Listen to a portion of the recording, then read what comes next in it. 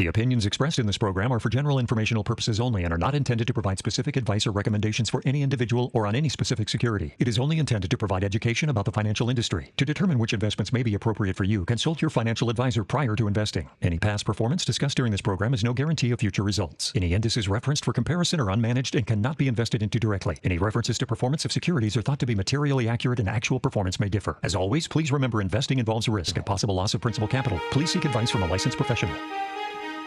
All right, welcome back to another edition of the Daily Dots here on Monday, August 18th. Chase flying solo with you today. Don't worry, you're gonna have to put up with Zach flying solo here coming up this fall for a couple weeks. I'm gonna go through the markets quickly because for once I'm recording after it closed, and then I got actually quite a bit of stuff I want to hit on today. Super flat, no realized vol again with S&P closing down 0.01, as flat as you can be. The Q is down 0.04. You had IWM up 0.37, but equal weight flat. Mag 7 down 0.26. All world ex-US beat marginally on the day, up 0.07. That was despite the fact that the dollar was up 0.3. So have a decent day for higher for the dollar, and ex-US equities up was minimally notable at least. Bitcoin down on the day. You're at 116 now on Bitcoin. The chart does not look great there. You're kind of flirting with a bit of a technical breakdown, kind of similar with gold. You're at 33.78 on gold, down about 0.12%.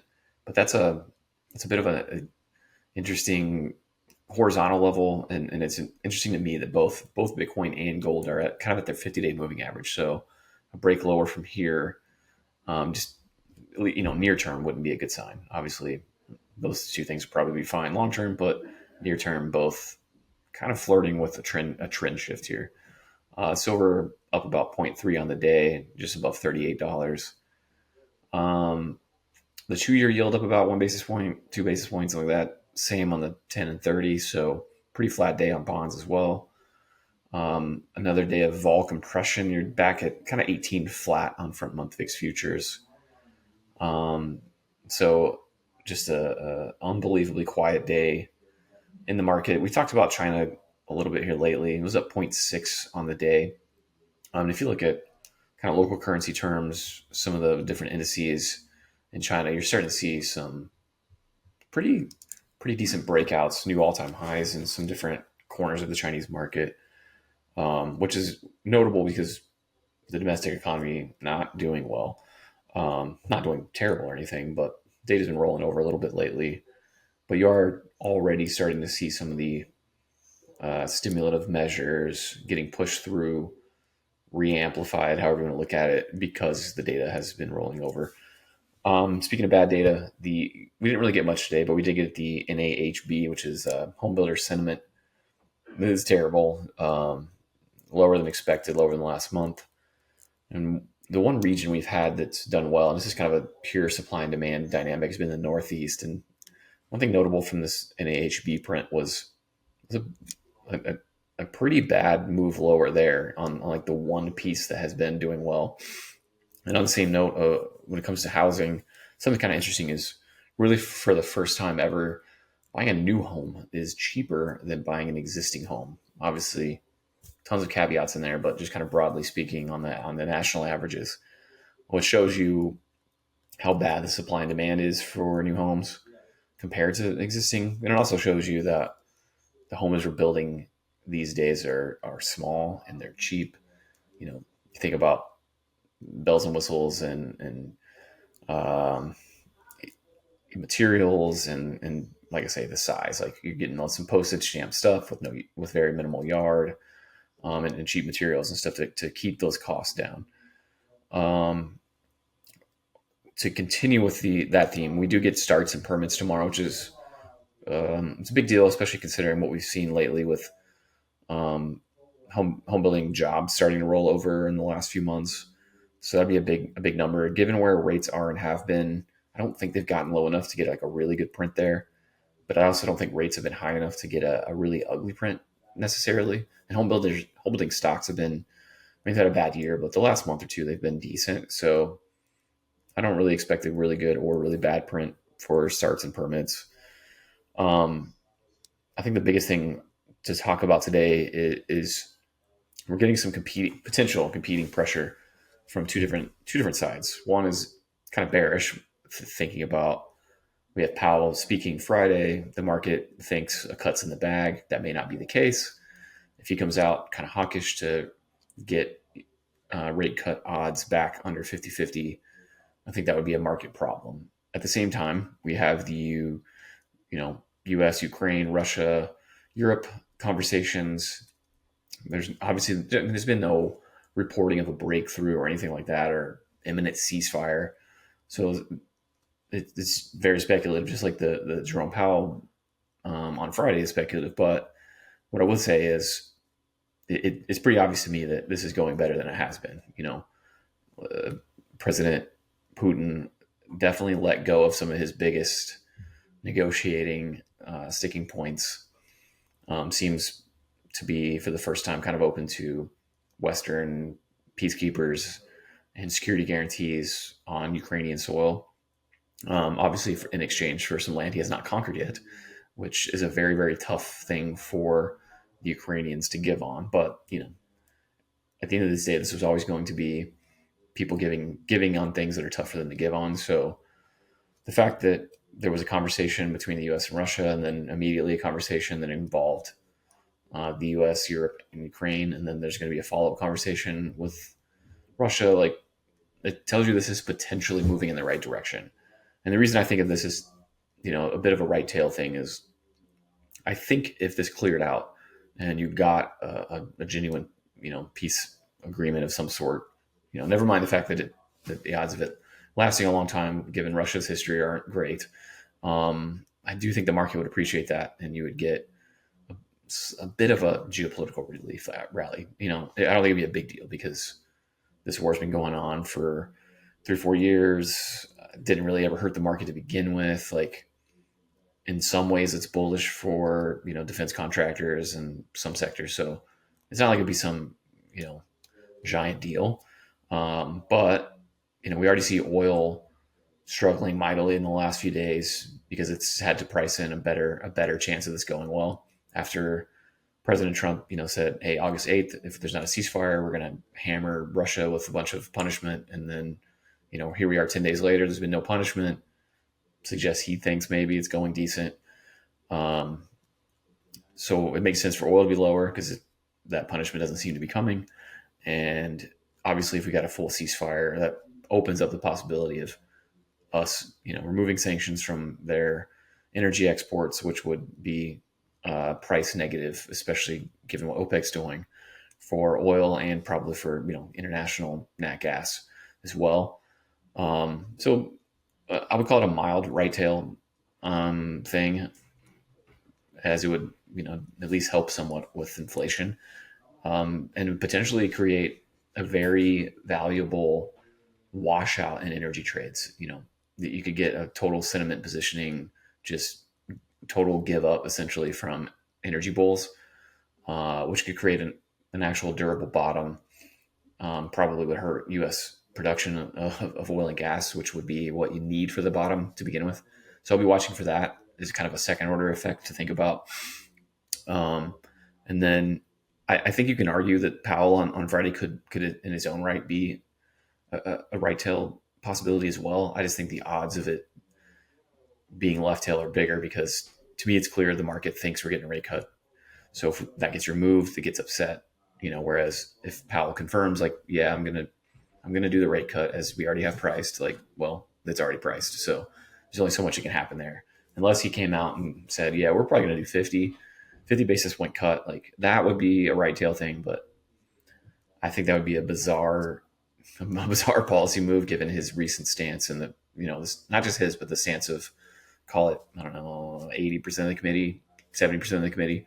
So I don't really expect that. If anything, I'm worried that you could get a risk-off pocket with dollar and rates higher on a somewhat hawkish tone from Powell versus what the market expects. Not like outright hawkish, just hawkish versus what the market expects. Clearly, the jobs revisions were negative, and to anyone paying attention, somewhat frightening from a cycle standpoint. But At the same time, something that's worth taking a look at and thinking about is the fact that you look at those revised numbers and it suggests it's possible that 2 months ago we bottomed and things are getting better. And you don't just see that on non-farm payrolls, but you see it on ADP. You see it in jobless claims. You even see it in some of the like consumer spending kind of data. And it kind of makes sense if you think about like the lag, like a short-term lag effect right after, we had Liberation Day, markets freaked out. When markets freak out, macro data is going to go bad. As I've outlined a million times, like at the end of the day, financial conditions run the economy. So financial conditions really tightened up because everything sold off on Liberation Day and that like kind of 2 weeks after. So, you look, next thing you know, like a month after that, data gets really bad. And then 2 months later, after the markets were ripped higher and recovered, well, data starts picking back up. Like that's, I think that model makes perfect sense. So looking at initial jobs claims right now, you're fine. Looking at income tax receipts from employment, like a hard data series for employment, essentially, it's fine. So like we have two pretty solid data sources on jobs that are saying like, sure, like hiring has more or less gone away, but like we do not have a lot of people getting fired. It's just hard. It's hard to find a job if you need one. That's fair. But it's not, we're not seeing much job losses yet. Now, as I've laid out before, state, local governments are going to start doing that. The federal government already has done that, but it may continue to do that. Construction, manufacturing, trucking, this kind of stuff is starting to do it, but so far in very, very small numbers, like not numbers big enough to tip you into recession. I think a lot of stuff's going to feel scary because we've been growing at 3-4% above trend. To go from above trend growth to below trend growth, it's still growth. It just doesn't feel like it because of that downshift. So it's easy to imagine a scenario where we just downshifted from 3 to 1% growth, from hiring 150,000 people a month to hiring 30,000 people a month. All this feels bad, but it doesn't mean you're in a recession. It doesn't mean you slash rates. It doesn't mean inflation's dead. It just means, well, it's not 3% growth anymore. So when I think of it in that light, assuming Jay Powell can see those same things and see this big PPI 8 standard deviation beat higher and see core inflation running at 3.1 and accelerating, like I doubt the appetite for cutting right here is significant, but we'll have to see how it goes. The opinions expressed in this program are for general informational purposes only and are not intended to provide specific advice or recommendations for any individual or on any specific security. Any references to performance of securities are thought to be materially accurate, and actual performance may differ. And the last thing I wanted to share was same as last week. It's kind of a tech recap of news from the last week in just tech in general that is interesting and notable and worth highlighting. And kind of like last week, Google, and not because I'm searching out Google in these results, but Google's just like they have their hands in everything and it shows up. So case in point, they're DeepMind and they have a new thing called Alpha Genome. And if you haven't heard of AlphaFold, I would say go check that out. It's interesting. But it's an AI model that predicts how DNA mutations will affect gene regulation across million base pair sequences. And when it comes to the achievements of this new model, first of all, it's processing up to 1 million of these base pairs in a single base resolution. It's outperforming existing models basically on every benchmark. The training took 4 hours and on their own chips, which is helping them save a lot of compute money and energy. And it's the first model to directly predict RNA splice junctions, which is crucial for understanding genetic diseases. So when we think about the future of medicine and therapies for disease that have anything to do with genes, and most do, like you're seeing pretty significant AI advancement there. So that makes for an incredibly bright future when it comes to illness, obviously. There's a bunch of quantum breakthroughs here in the last just in the last week. Oxford, they ran some quantum operations, 6.7 million quantum operations using microwave controlled ions, and it was just one error. Johns Hopkins, they demonstrated unconditional exponential speed up using IBM's Eagle processors.